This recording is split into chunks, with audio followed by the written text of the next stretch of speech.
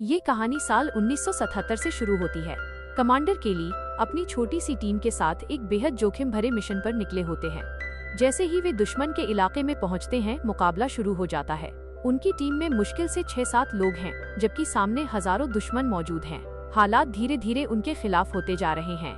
दुश्मन चारों तरफ से उन्हें घेर लेते हैं और केली समझ जाते हैं कि अगर तुरंत मदद नहीं मिली तो कोई भी जिंदा नहीं बचेगा। वो अपने ऑफिसर नैश को आदेश देते हैं कि तुरंत बैकअप बुलाया जाए। नैश रेडियो पर लगातार मदद की गुहार लगाता है, लेकिन दूसरी तरफ से कोई जवाब नहीं आता। तभी अचानक आसमान में एक अजीब सी रोशनी फैलने लगती है। लाल चमक हर दिशा में छा जाती है। किसी को समझ नहीं आता कि आखिर हो क्या रहा है। रोशनी इतनी तेज होती है कि सबकी आंखों के सामने अंधेरा छा जाता है और पूरी टीम बेहोश हो जाती है। जब उनकी आंखें खुलती हैं, तो वे खुद को एक ट्यूब जैसे कैदखाने के अंदर बंद पाते हैं। किसी तरह वे उस ट्यूब को तोड़कर बाहर निकलते हैं। बाहर आकर उन्हें एहसास होता है कि वे किसी अजीब और अनजानी जगह पर हैं। ये जगह दुश्मनों की नहीं लगती, लेकिन फिर सवाल उठता है कि अगर वे पकड़े गए थे तो उनके हथियार अभी भी उनके पास क्यों हैं? और वे जिंदा कैसे हैं? सब एक दूसरे को देखते हैं तो महसूस होता है कि उनके चेहरों पर उम्र के निशान कुछ ज्यादा दिख रहे हैं, जैसे समय के साथ कुछ असामान्य हुआ हो। कई सवाल हैं, पर जवाब एक भी नहीं। नैश याद करता है कि उसने कभी समुद्र के नीचे बनी एक गुप्त जेल के बारे में सुना था। वो अंदाजा लगाता है कि शायद वे उसी अंडर वाटर कैद खाने में हैं। बच निकलने के अलावा कोई विकल्प नहीं होता, इसलिए केली अपनी टीम के साथ आगे बढ़ते हैं। रास्ते में उन्हें अजीब तकनीक वाले दरवाजे और अनजान डिवाइस दिखाई देते हैं, जिन्हें खोलना आसान नहीं। सब कुछ बेहद रहस्यमय है। तभी उन्हें एक लड़की की चीख सुनाई देती है, जो मदद के लिए पुकार रही होती है। वे आगे बढ़ते हैं और एक रूसी लड़की को पाते हैं, जो घबराकर कहती है कि जल्दी करो, वो आ जाएगा।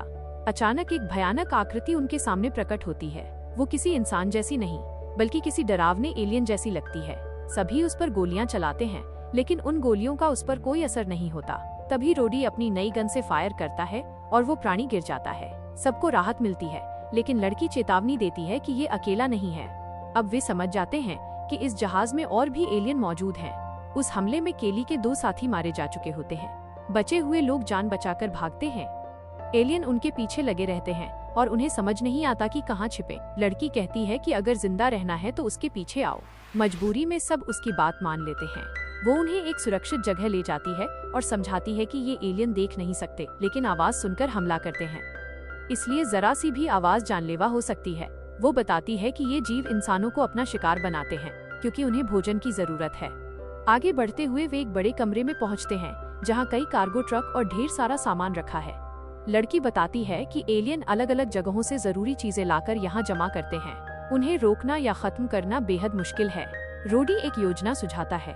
वो कहता है कि अगर एलियन आवाज से हमला करते हैं तो क्यों न हम इस कमजोरी का फायदा उठाएं। कोई एक उन्हें अपनी तरफ आकर्षित करे और बाकी उन पर हमला करे।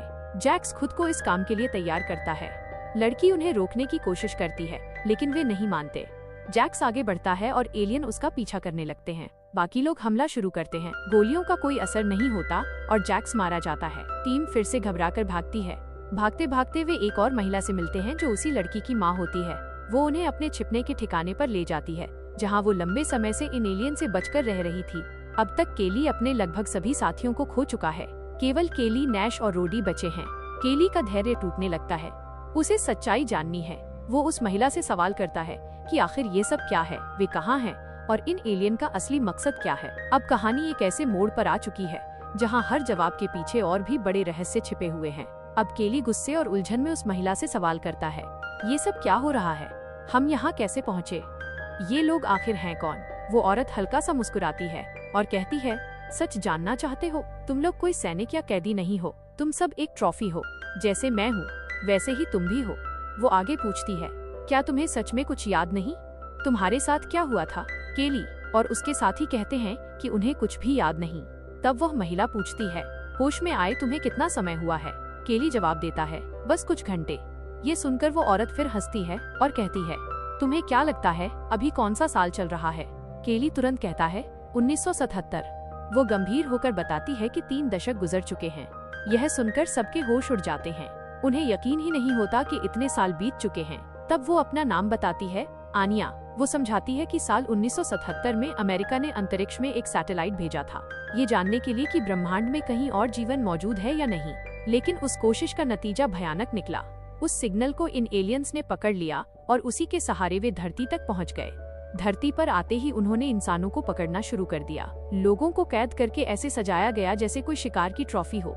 वे इंसानों के दिमाग में घुसते हैं, उनकी सोच पढ़ते हैं, ये समझते हैं कि हम लड़ाई कैसे लड़ते हैं, फैसले कैसे लेते हैं और जिंदा कैसे रहते हैं। जब उन्हें हमारी हर रणनीति समझ में आ जाती है तो वे उसी ज्ञान का इस्तेमाल हमारे खिलाफ करते हैं। दुनिया लगभग बर्बाद हो चुकी है, लेकिन इस सब के बीच एक अजीब बात हुई।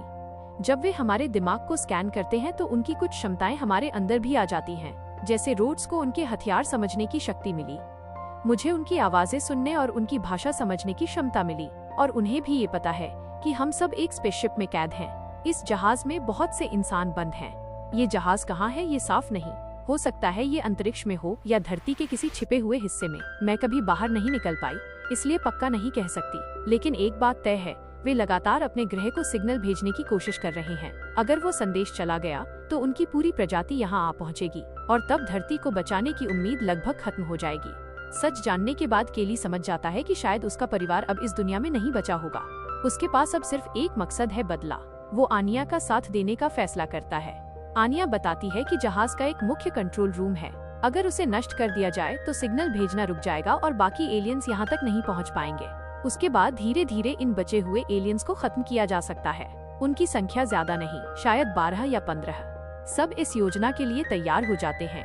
केली रणनीति बनाता है, वह और रोड्स एलियंस को अपनी तरफ आकर्षित करेंगे। जब सारे एलियन उनका पीछा करेंगे तब नैश, रावी और आनिया कंट्रोल रूम तक पहुंचकर सब कुछ खत्म कर देंगे। केली और रोड्स आगे बढ़ते हैं, एलियन उन पर टूट पड़ते हैं। रोड्स बहादुरी से लड़ता है और कई एलियंस को मार गिराता है, लेकिन आखिरकार वो भी गिर जाता है।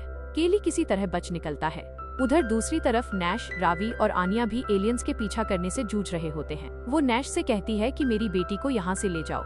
नैश मजबूरी में रावी को लेकर आगे बढ़ जाता है। कुछ देर बाद रावी बाहर निकलती है, लेकिन उसका सामना एक एलियन से हो जाता है। वह उसे पकड़ लेता है। उधर केली भी एलियंस के हमले में फंस जाता है। जब उसे होश आता है तो वो और रावी दोनों कैद हैं। अब उनके सामने एलियंस का लीडर आता है। उनके कई साथी मारे जा चुके हैं, अब सिर्फ 2-3 बचे हैं। लीडर चाहता है कि केली को धीरे धीरे तकलीफ देकर खत्म किया जाए। तभी अचानक नैश प्रकट होता है। वो बचे हुए एलियंस को खत्म कर देता है। अब जहाज में केवल उनका लीडर बचा है। केली, नैश और रावी वहाँ से निकलने की कोशिश करते हैं, लेकिन भागते समय लीडर नैश पर हमला करता है और वो भी गिर जाता है। केली रावी से कहता है कि वह तुरंत यहाँ से निकल जाए। रावी दौड़ पड़ती है। अब आखिरी मुकाबला होता है। केली के अंदर गुस्से की आग जल रही है। उसने अपने सभी साथियों को खो दिया है। वो पूरे जोर से लड़ता है और आखिरकार उस लीडर को मार गिराता है।